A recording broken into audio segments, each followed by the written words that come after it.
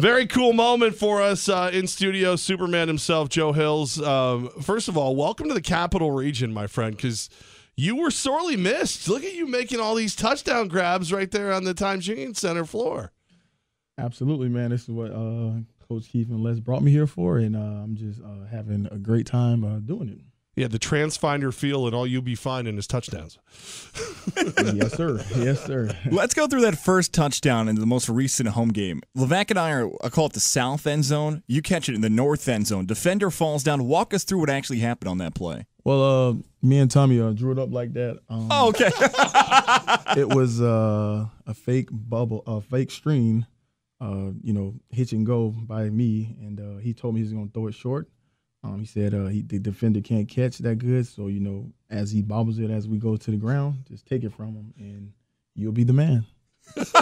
No, well, actually, it was a screen and go, but the defender bobbled it, and me just trying to save Tommy and protect, the turnover ratio, and he was bobbling it, and I actually just went up to him and took it, and I really honestly thought that, he caught it already, but after seeing the replay, it was a good play by myself. Is this the first time you played with Grady, or you played with him before? I played with Grady 2 years in Jacksonville. Good guy, man. Tall, he can see over the line. Good deep ball, and he's usually he is one of the top tier quarterbacks in the league, and he's taught me how to read the coverages the way he sees them, and thus you see the big numbers. Love it. And you have, speaking of big numbers, second fastest arena football receiver to 200 yards. And is it 83 or 84 games with a touchdown now? It's 83. It's going on 84 this weekend. Yeah, just already. You're sure of it? I don't do any guarantees or anything like that, man. You can watch the game this weekend on Facebook, AFL Watch on Facebook Live. You'll be able to watch the game here in the Capital Region. You have been on a couple of teams. You've been on some successful teams. What do you this Albany Empire team? I mean, we're starving for you guys to be one of the top teams in the league. You look around the town of the team. How does it compare to other teams you've been on? I think we're one of the better ones. Obviously, we didn't start off the way we wanted to, and that happens with the new franchise, and we got guys coming from all over the place to try to for one come and go after 11 days of camp or something like that. And I wasn't even a part of that, but I think like Coach Keith said, when you see an 0-2 team, there's the 0-2 team that's ready to give up, and there's an 0-2 team that's, right on the verge of becoming, one of the better teams. And I think we were that 0-2 team that you can see the difference between week 1 and week 2, and then we put it all together kind of in week 3, and now it's just something that we're trying to build on for week 4. When I think about the most prolific college football coaches in offense, one of the names that pops in my mind is the College Football Hall of Famer Steve Spurrier, who you started your career with at South Carolina before you transferred. What was it like playing with a coach who loves offense like Steve Spurrier? I think Steve Spurrier is an offensive genius, man.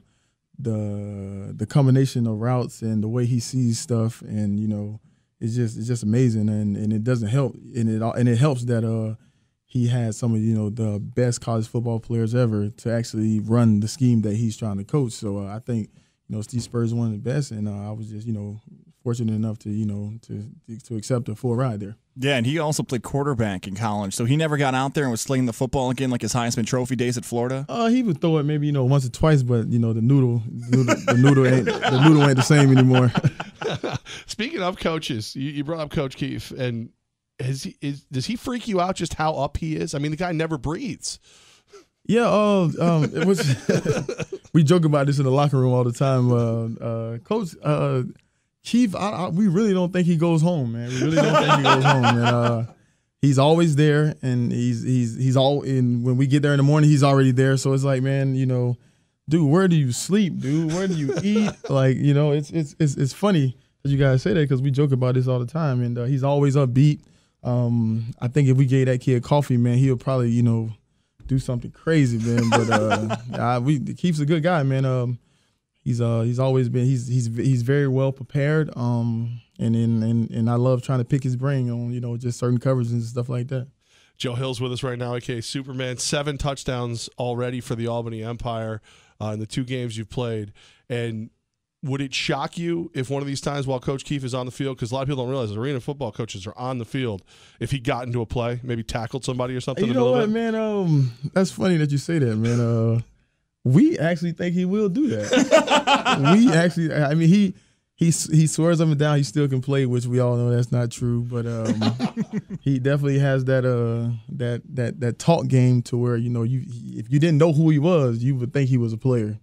Take us into that locker, because, you know, it's a new team, a new city, and a whole bunch of different teammates. How was it for you guys just to kind of know each other, to start clicking that, you know, these are the guys I'm going to be rolling with for the next few weeks here, and hopefully to try to win a championship? Well, with the arena, you know, league being so small, and, you know, with the 4 teams, most of the guys have already played with each other at some point or played against each other.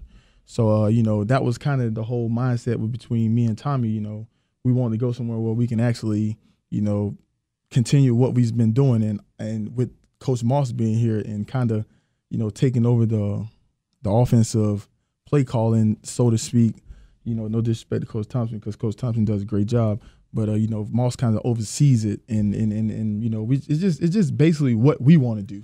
It's nothing, you know, towards, you know, hey, the coaches think, you know, hey, I think we can do this. It's basically our offense, and Coach kind of, you know, massage it a little bit and say, hey, on 3rd down, this is what they're giving us. On 4th down, this is what we're looking for. So it's kind of almost a give and take. And I think, you know, Coach Thompson and Coach Moss and, you know, Keefe does a great job at, you know, preparing us. And, you know, as you can see, from week 1 to week 2 to week 3, it's night and day. So, and we're getting more comfortable, and Coach is getting more comfortable with letting us do our thing. So it's a great opportunity. All right, so you're clearly, Joe Hills, you're a number 1 wide receiver. You go out, you know, you time in South Carolina, time in Tennessee with the Titans. You've been second fastest, 200 receptions and all the touchdowns, all this stuff. Malachi Jones starting to come alive. What is it like to have another kid on the team who can make those big catches and not afraid to get killed across the middle? Like, do you appreciate having a guy like that, or is there like a competition between you two? No. There's no competition, man. Malachi. I think Malachi won't be in this league much longer. Malachi can run, jump, catch.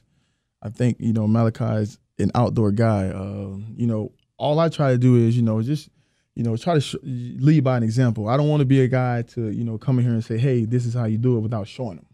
You know, it's easy to say, to draw coverages up on the board, but once you actually go through them, that's what, you know, the growth part about it is. And I think Malachi is great, man.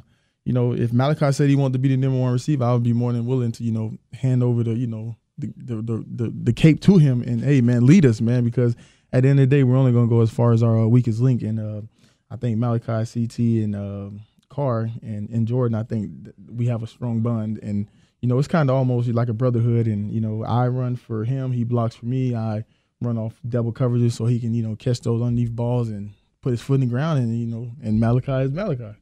Now, you say he's going to be playing outdoors. So if you're looking for one more reason to come watch the Albany Empire, there's a kid on the field who's going to be playing on Sundays. Absolutely, man. I think Malachi within – I don't want to put a time frame on, because I don't know what GMs are, you know, looking for, and, you know, in politics side of it. But I think if you were looking for an outdoor receiver, Malachi Jones would be, you know, one of the first candidates from the Arena Football League. Now, the schedule is a little different for you guys this week. You guys are kicking off on a Friday. You could hear that game, if you want to be listening to that game, Alt 105.7 on our sister station. And by the way, right here on 104.5, the team, a few minutes before 6 o'clock on Friday, we have the State of the Empire, the Albany Empire Coaches Show, leading to Yankee baseball coverage. But for you guys, that Friday kickoff, any different? How's it? Is it practice? Is it film? What changes for a schedule with one game sooner than usual? When I guess when you have a short week, the most important thing is recovery and preparation. Everything's kind of condensed. With us playing the same team, it kind of makes it a little bit easier. The scouting report really won't change a lot. You know, we just got to find creative ways to beat the man in front of you, and I think Coach Keefe is well you know, going to well prepare us for that. And like I said, man, I fully expect us to go up to Washington and win. Not guaranteeing anything, but I expect us to. Joe Hills, wide receiver / Superman for the Albany Empire. Joe, man, we welcome you. We love you. We exciting and fun to watch.